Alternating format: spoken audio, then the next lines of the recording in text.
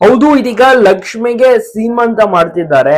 ಲಕ್ಷ್ಮಿಯ ಒಂದು ಸೀಮಂತ ಕಾರ್ಯಕ್ರಮದ ಫೋಟೋ ತುಂಬಾನೇ ವೈರಲ್ ಆಗಿದ್ದು, ಇದೇನಿದು ಕತೆ ಅಂತ ಕ್ಲೈಮ್ಯಾಕ್ಸ್ ಹಂತದಲ್ಲಿ ಬಂದ ಮೇಲೆ ಯಾವ ರೀತಿಯ ಟ್ವಿಸ್ಟ್ ಇದು ಅಂತ ತುಂಬಾ ಜನರಿಗೆ ಆಶ್ಚರ್ಯ ಕುತೂಹಲವೂ ಕೂಡ ಇದೆ.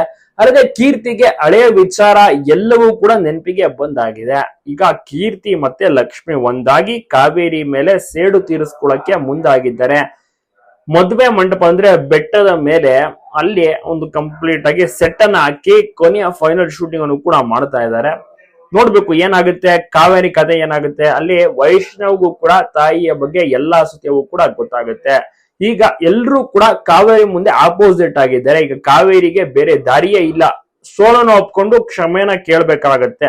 ಆ ರೀತಿಯ ಒಂದು ಟ್ವಿಸ್ಟ್ ತುಂಬಾ ಜನ ವೆಯ್ಟ್ ಮಾಡ್ತಾ ಇದ್ದಾರೆ ಏನಾಗುತ್ತೆ ಅಂತ. ಮತ್ತೆ ಒಂದು ಧಾರಾವಾಹಿ 13ನೇ ತಾರೀಕು ಮುಕ್ತಾಯವಾಗುತ್ತಿದೆ.